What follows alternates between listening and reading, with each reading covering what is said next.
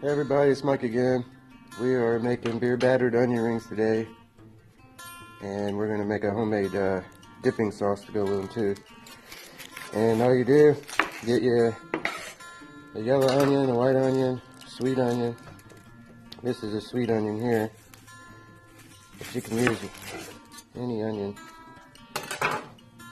And then you'll cut it in about 1/2-inch rings. And then you want to have a pan with 1.5 cups of flour. And the beer you use, you can use whatever beer you like. You can use a dark beer, light beer, don't matter. But the thing is, you want it to be flat. So if you have a get together or something like that, you can use some of the leftover beer.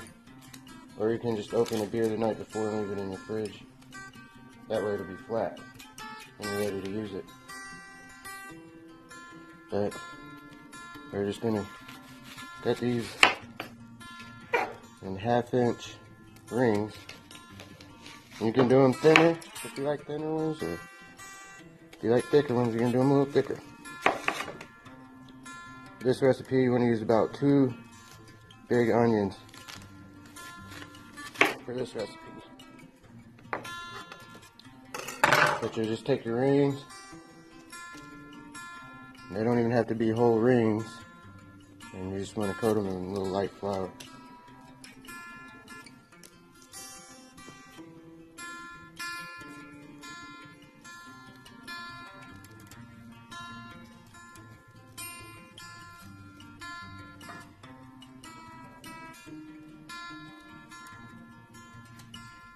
I don't waste the small pieces. I don't make rings with them, but I save them to chop up and put in my other meals.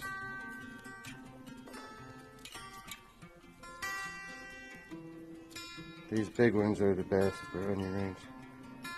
About that.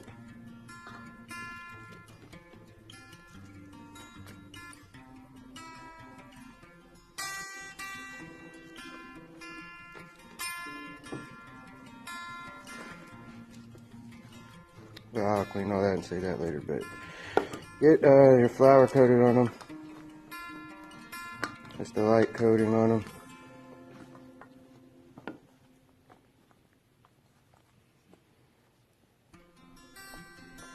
And just set them out on the table.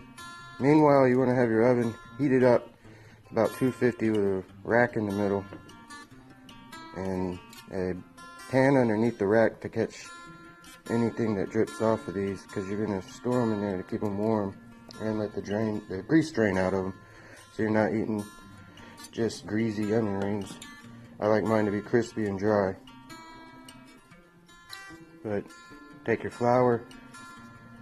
We're going to season it with 2 teaspoons salt, 2 teaspoons black pepper,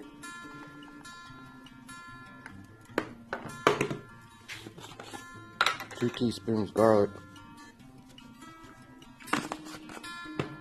2 teaspoons onion powder, and then you just want to mix all that up in your flour. Pour your day-old flat beer in, or if you have fresh beer and that's all you got, open one up and let it sit for 30 minutes. And just stir it all up.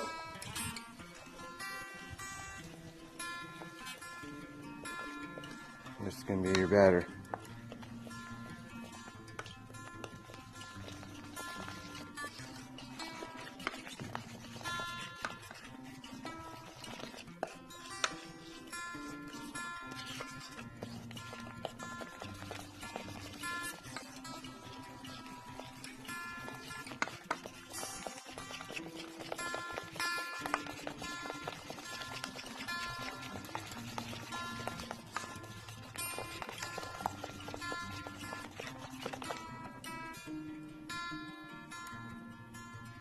Okay, I'm gonna get a whisk here. A whisk is the best to use. You can use a fork to mix it, but a whisk is best. I like my batter a little thick, so you can change it to your preference. If you like yours runny, add a little more beer. If you like it thicker, use a little more flour. But I like mine about like that. Seems to be good. Make sure it's not lumpy. It's smooth consistency. Then you'll just take your ring, dump it, pull it out. You want to drain it and set it on a pan, a plate, or anything just to drain it.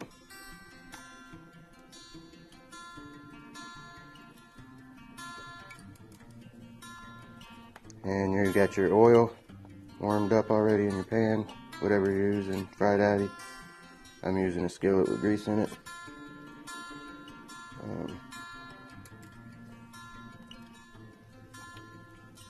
But I'll show you putting them in the grease here in 1 second.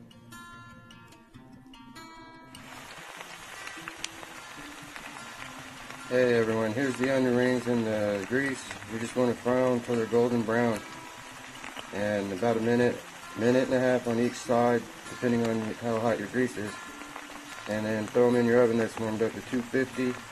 Let them drain there on your rack and stay warm while you're cooking your whole batch of onions.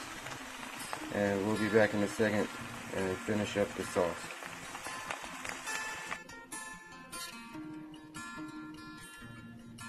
Okay, we're back. We're going to do our dipping sauce. It's pretty simple. Get your little mixing plate and put in half a cup of mayonnaise. Whatever mayonnaise you like, you use that. 2 tablespoons ketchup. And on the horseradish, this is what makes the sauce real good. If you get one that's a cream style, not horseradish sauce. If that's all you got, it still works, it's still good, but this gives it an extra creamy flavor. It's very good. And you want to use a tablespoon of that. Put a little black pepper in, about a teaspoon. About a teaspoon of oregano.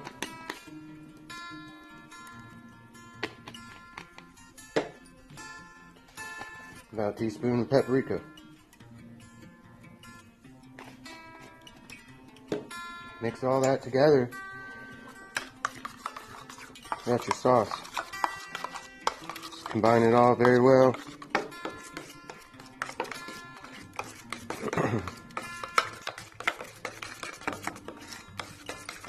Alright, we're gonna get this ready and we're about to eat these onion rings. We're watching football today, drinking a little beer and having some onion rings.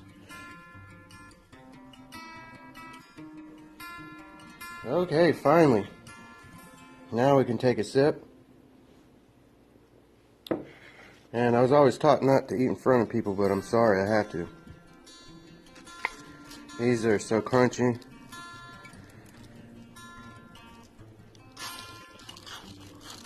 Mmm. Man. Wow. That's awesome. If you ever cook these at a family get-together, party, or if you're just at home watching football like me today,